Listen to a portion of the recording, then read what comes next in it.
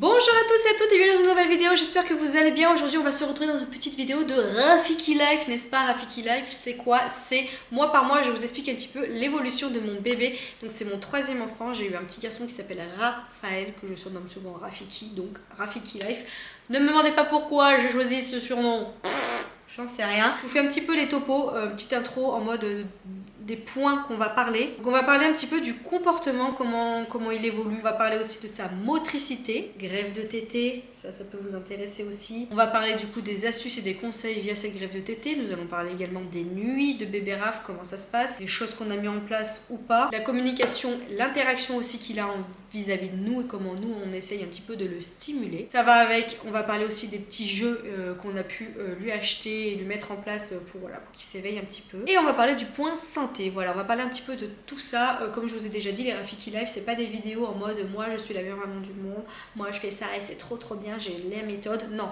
échangeons ensemble, bienveillance. N'hésitez pas à interagir en commentaire, à me donner des conseils, c'est fait pour ça. Hein. Voilà, si vous voyez un petit peu en moi également, et ben, je vous souhaite bon courage parce qu'en ce moment je vis des phases pas faciles, voilà, n'est-ce pas? Et voilà, c'est l'interaction entre vous et moi qui m'intéresse dans ce genre de vidéo. Et je vais pas vous expliquer mon bébé a fait caca vert, c'était super chouette, non. Je vais vraiment vous expliquer des points qui pourraient vous être utiles. J'ai eu 3 grossesses. Donc 3 bébés complètement différents et voilà, on va aborder un petit peu tout ça, c'est parti, on va rentrer dans le vif du sujet. Allez, on va parler du niveau comportement, voilà, qu'est-ce qui s'est passé un petit peu au bout de début de ce 3e mois pour mon bébé Rafiki. Et bah là, ouais, on est bien dedans, on a du mal à le poser, voilà, c'est un bébé qui a extrêmement besoin des bras. Franchement, c'est très compliqué, on ne peut rien faire en le posant, voilà. Si on n'est pas dans son champ de vision, il pleure. Si il reste trop longtemps dans un endroit où il n'y a pas de bruit, il pleure, il adore les bruits blancs, tout ce qui est voilà, la hotte, voilà, l'aspirateur, tout ça, ça va le calmer 2 secondes si on le pose, mais une fois qu'on arrête, il pleure. Et il a également extrêmement besoin d'avoir sa figure de rattachement. Qu'est-ce que c'est sa figure de rattachement? C'est sa maman, voilà. Je suis son repère, n'importe où j'irai, du moment que moi, n'importe où il ira, pardon, et du moment que moi je suis là, il ira bien. J'irai où tu iras, mon pays sera toi. C'est vraiment moi. Voilà. Pour vous raconter d'ailleurs une petite anecdote, même en vacances, quand il a perdu tous ses repères, quand on est parti en vacances, dans le mobil-home, Vincent avait même du mal à le prendre. C'est triste, hein, mais il avait du mal à le prendre. Il pleurait et dès que je le prenais, il se calmait direct. Il avait vraiment besoin d'avoir sa figure de rattachement, donc son repère. Et moi, je suis son gros repère parce qu'il reste les 3/4 du temps avec moi, même tout le temps parce qu'on n'avait toujours pas mis en place nounou, donc non, il était tout le temps avec moi. Donc dès que voilà, il m'avait pas dans son champ de vision et qu'il y a quelque chose qui change, ça va pas. Même quand il est dans les bras de quelques personnes, si je suis là, ça va à peu près. Si je suis pas là, ça va pas. Ou inversement, quand il y a une personne qui le prend de mon entourage et que voilà, il dit rien, nickel, il me voit passer, il va pleurer parce qu'il va vouloir être avec moi. Donc c'est vraiment le niveau comportement, ce qui a changé vraiment au début de ce 3e mois, c'est ça. C'est vraiment la fusion entre lui et moi et le fait de ne pas vouloir du tout me lâcher. Ensuite, chose donc, du coup, qui s'est passée par rapport à ses vacances, je rebondis dessus, qui a été vraiment au niveau de l'alimentation très compliqué et on a eu une grève des tétés. Je vous explique, alors moi j'ai eu des bibles, hein, je vous l'ai souvent dit, je vous remets en barre d'infos les livres que j'ai lus sur l'allaitement. Pour allaiter un enfant, il faut être énormément renseigné et bien entouré. Heureusement, j'ai lu beaucoup de choses et du coup, quand ça s'est passé, j'ai tout de suite pensé à ça. J'ai su, entre guillemets, quoi faire, même si j'ai eu un brin de panique au début et que j'ai appelé ma meilleure pote en lui disant qu'elle allaitait tous ses enfants. Ouais, il se passe ça, est-ce que tu penses que c'est bien que je fasse ça et ça? Elle m'a dit, ouais, nickel, Manon, fais ça, j'aurais fait la même chose et ça m'a rassurée. Vous voyez ce que je veux dire? En fait, on est arrivé en vacances, on a oublié le tire-lait. Voilà, bref. Du moment que je suis là, on s'en fiche. Raphaël, voilà, du moment qu'il est à moi en mode tété, on s'en fiche d'avoir le tire-lait ou pas. C'est juste tout ce qui est engorgement, quoi que ce soit. Si là vous avez un pépin, bah, c'est un petit peu plus compliqué, n'est-ce pas?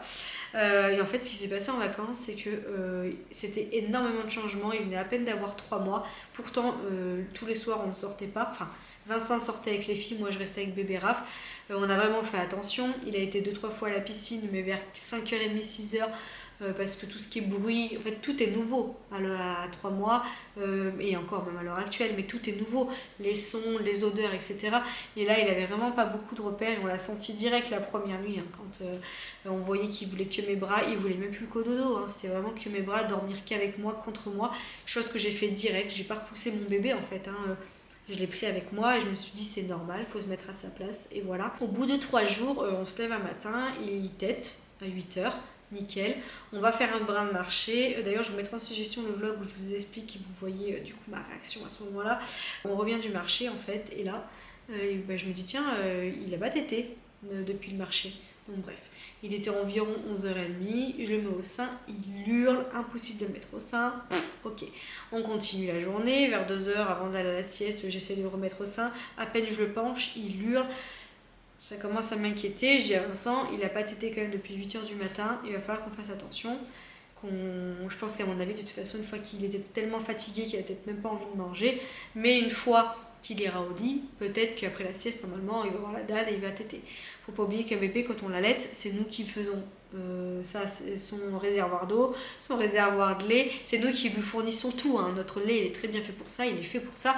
Les premières secondes c'est plus du lait et après vous avez de l'eau et après vous avez le lait consistant qui arrive. Et voilà, on l'hydrate, on fait tout en fait, nous. Hein. C'est bien un peu là le souci aussi, parce que du coup, après la sieste, il n'a pas voulu téter. Pareil, des hurlements, mais des pleurs quand je le penchais pour aller à la tétée. Rien à faire. Et là, je me suis dit, my God, on fait quoi? Il est 16h, mon bébé, il n'a pas bu depuis 8h. Et moi, c'était surtout la chaleur. Il faisait extrêmement chaud. Limite canicule, même si on restait dans le mobil-home jusqu'à 17h, lui et moi, il n'a pas bu, quoi. Il fallait qu'il s'hydrate, en fait. Hein. Ça va très très vite à cet âge de se déshydrater. Donc du coup, ce que j'ai fait, c'est que direct, j'ai dit à Vincent, tu vas dans une pharmacie, tu vas m'acheter un tire-lait. Super, vive le bif. Il a couru les pharmacies parce que du coup, voilà, en période estivale, ils vont dire que je pense que je suis pas la seule, ou voilà, une maman qui allait, qui part en vacances, qui oublie son tire-lait, à mon avis, je suis pas la seule. Il a fait 3 pharmacies pour me trouver un tire-lait manuel, donc on en a eu pour une blinde, j'ai payé 80 balles le tire-lait manuel même. Je l'aurai pour le taf, c'est pas le souci, mais voilà, vous voyez ce que je veux dire. J'ai dû tirer mon lait vite fait, je lui ai mis dans un biberon et là, il l'a pris. Oh, désespoir pour moi. Comment dire, je suis pas fermée contre le biberon, loin de là, du moment qu'il prend mon lait, c'est le principal. Mais là, je me suis dit, il me fait quoi? Il me fait quoi? Et là, du coup, c'est là que j'ai appelé Manon, je lui ai dit que j'avais fait ça et tout. J'ai même dit à Vincent, et c'est pour vous dire à quel point je pense que je ne suis pas fermée et qu'il faut le faire. Je lui ai dit, tu me prends une boîte de lait artificiel au cas où, parce que s'il refuse mon lait via un biberon, peut-être que c'est quelque chose que j'ai mangé, peut-être que avec la chaleur ou en fait le lait il change de goût en fonction de ce qu'on mange, il a le goût de ce qu'on mange, hein, clairement. Il a également il a tendance à changer par rapport à tout ce qui est hormonal aussi, donc ça veut dire quand vous avez vos règles, votre lait il n'a pas le même goût, etc. Donc là je me suis dit, est-ce que ça peut être mon lait qui a un mauvais goût ou est-ce que c'est autre chose? Donc j'ai dit à Vincent, tu prends un lait d'une boîte artificielle. J'ai appelé ma pote, je lui ai dit du coup que j'avais acheté le tire-lait, que je lui ai donné, qu'il l'a pris comme ça, mais qu'on a quand même acheté du lait en poudre à côté, mais que je lui ai dit, et là, c'est pour ça qu'il faut être bien renseigné, je pense qu'il me fait une grève des tétés, parce que tout simplement, trop de changements, trop perturbé, donc il n'avait même pas la force de vouloir se nourrir, il avait juste une chose, il avait juste une idée en tête, c'est d'être contre moi. J'ai énormément pris le porte-bébé l'écharpe pendant les vacances, ça m'a beaucoup sauvée, il dormait beaucoup en écharpe, il était tout le temps contre moi. Et je pense qu'à ce moment-là, il avait juste pas du tout envie de se nourrir et puis c'est tout.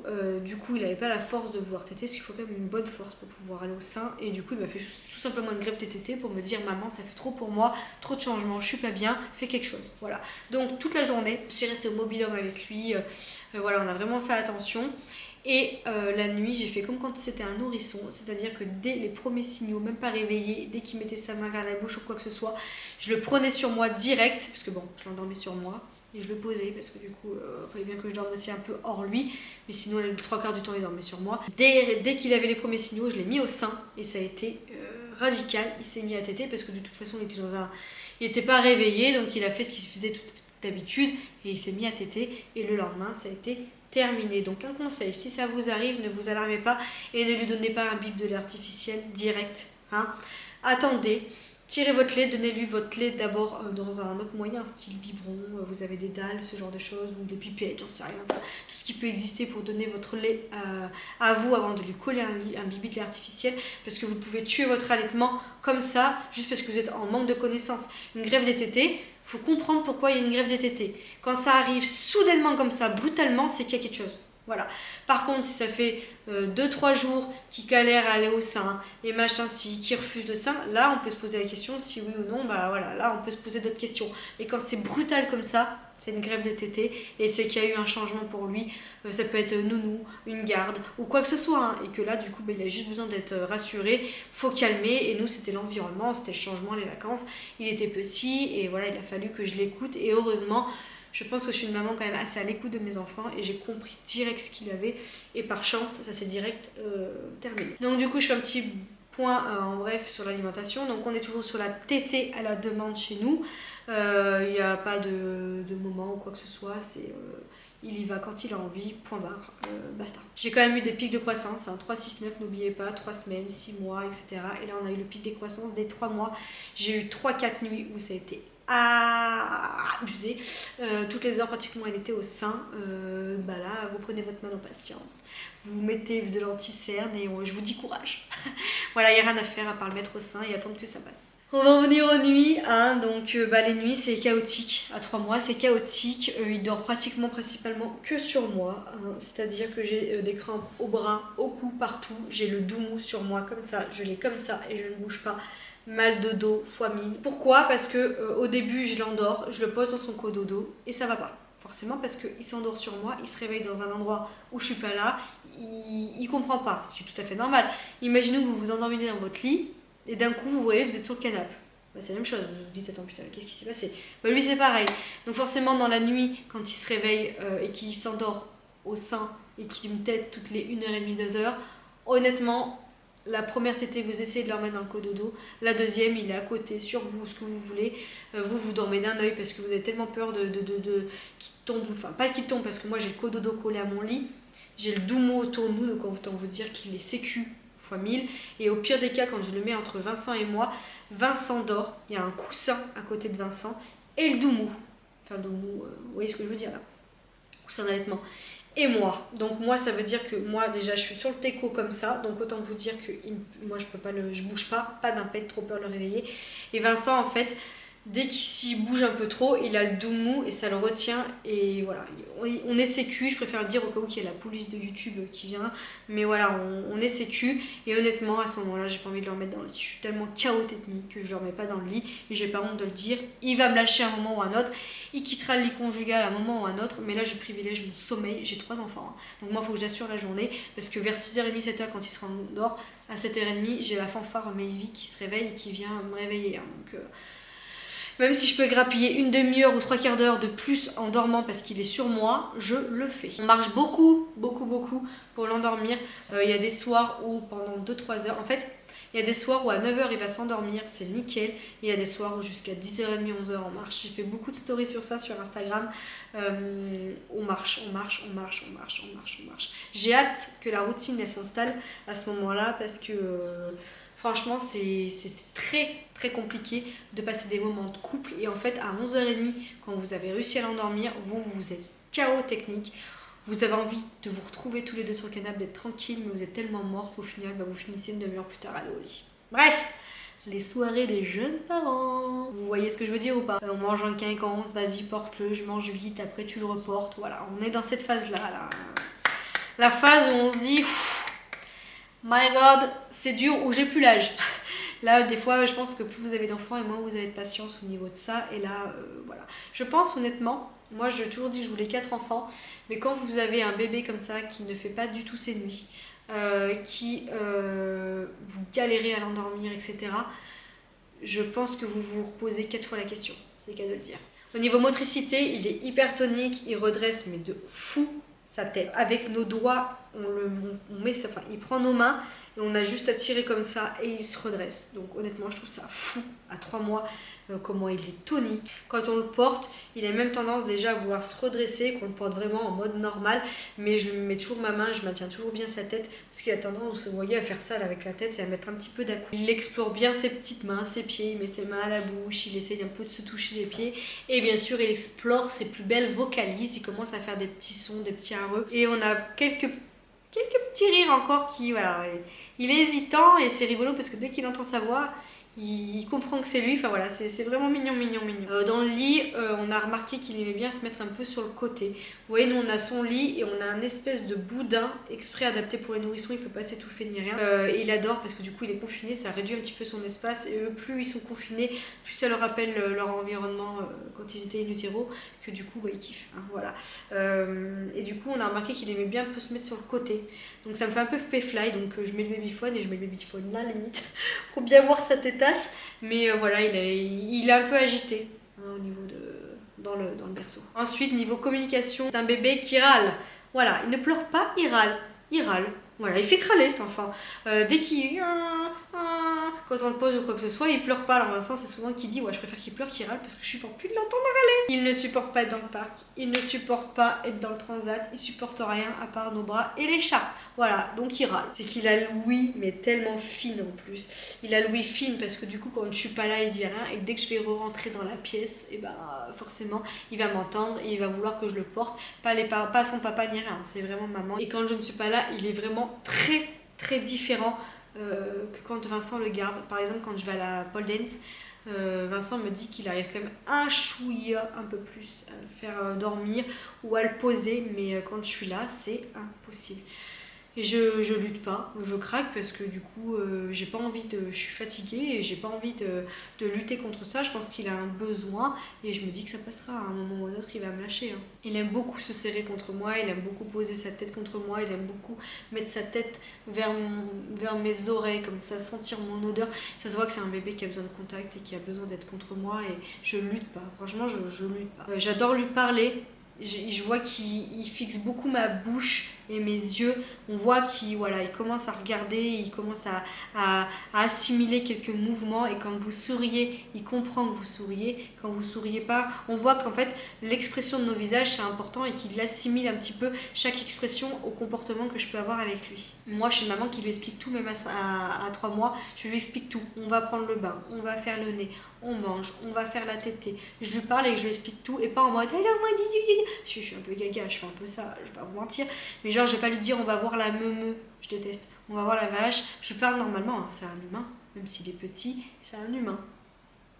Voilà. Au niveau des jeux, petit point jeu, donc on a mis en place le tapis d'éveil dans le parc. Il regarde, il a tendance à peine lever les bras, pas toucher mais à lever les bras. En gros il comprend qu'avec ses bras peut-être qu'il peut faire quelque chose, qu'il peut commencer à toucher les choses. Il adore le bain, voilà. Il tapote des pieds, moi il me fait une inondation, j'ai jamais eu ça. Il me fait une inondation et il comprend parce que du coup moi je joue avec lui, je lui dis oh là là mais t'es fort, vas-y fais-moi comme t'es fort. Et plus je m'excite et plus il s'excite dans le bain à battre des pieds et voilà, c'est le bain, il adore, c'est un moment très agréable pour lui et voilà, je kiffe. Ensuite niveau santé, on a fait les vaccins. Je note avec vous, je sais plus quel vaccin on a fait, mais qui est conseillé en plus depuis cette année. Je l'ai fait, mon médecin m'a conseillé de le faire. Je vais pas épiloguer pendant 100 ans au niveau des vaccins. Moi il m'a fait des réactions fièvre 39,5. Il avait une boule, une pastille au niveau de la cuisse, donc je l'ai bien massé dans le bain. Il m'a fait une énorme rhino derrière, il a été KO pendant bien 5-6 jours, bref, et encore plus une glu. Du coup on a la fin du 3e mois, je vous ferai la vidéo du coup après pour le 4e mois de bébé Raphaël. On va attaquer au niveau pic de régression. Mais ça sera dans une autre vidéo. Et on va aussi voir un petit peu tout ce qui est alimentation, voir où on en est. Est-ce que du coup j'ai toujours de l'allaitement, pas de l'allaitement. Bref, je vous invite à rester connecté et à suivre du coup les petits événements de bébé Rafiki. Dites-moi vous, à 3 mois, votre bébé, comment il était. Est-ce que vous avez un bébé similaire à bébé Raf ou pas. Conseils, donnez-moi des conseils si vous avez besoin. Je vous avoue qu'à 3 mois, on n'a pas du tout mis en place...